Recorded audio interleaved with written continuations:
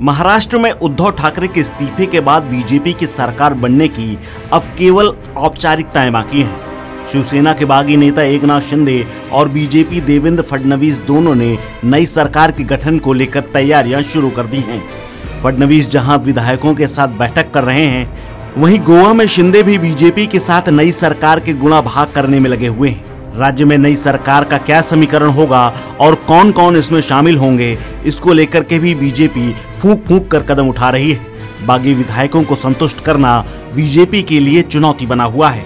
उद्धव ठाकरे के इस्तीफे के बाद बीजेपी और फडणवीस की तरफ से सरकार बनाने का प्रस्ताव कब भेजा जाएगा, इस पर भी सबकी नजर है।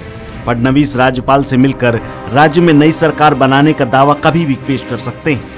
चूंकि बीजेपी राज्य की सबसे बड़ी पार्टी है, तो फडणवीस के दावे के बाद राज्यपाल उन्हें सरकार बनाने के लिए कह सकते हैं।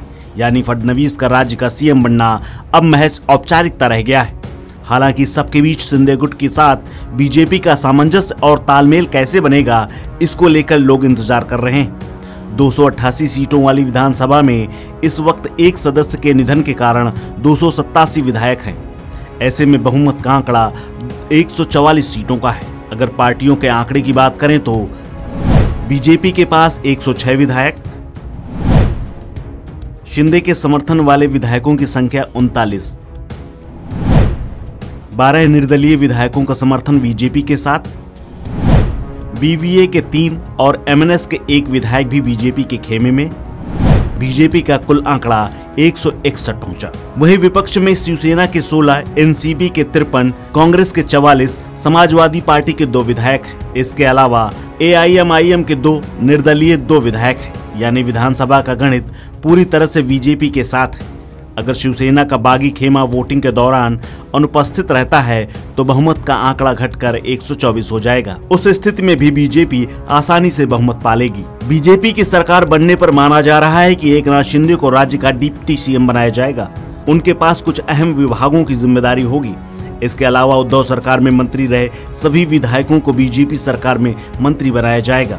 इसके अलावा कुछ और शिंदे समर्थकों को मंत्री पद दिया जा सकता है। शिंदे खेमे की बात करें तो एकनाथ शिंदे डिप्टी सीएम, दादा भूसे, दीपक केसरकर, गुलाबराव पाटिल, संदीपन भूमरे, उदय सामंत, शंभूराज देसाई, अब्दुल सत्तार, राजेंद्र पाटिल, बच्चू कांडू, प्रकाश आबिदकर, संजय रेणुकलर। बीजेपी सूत्रों के मुताबिक फडणवीस बीजेपी के हैदराबाद में 2 और 3 जुलाई को होने वाली राष्ट्रीय कार्यकारिणी की बैठक में शामिल होंगे। ऐसे में राज्यपाल भगत सिंह कोश्यारी जल्दी ही उन्हें सरकार बनाने का न्योता दे सकते हैं। माना जा रहा है कि अगले 1-2 दिन में फडणवीस शपथ ले सकते हैं। उद्धव के इस्तीफे के बाद फडणवीस ने कहा था कि वो सरकार बनाने की प्रक्रिया जल्द शुरू करेंगे। अगले 2-3 दिनों में पूरी स्थिति साफ हो जाएगी।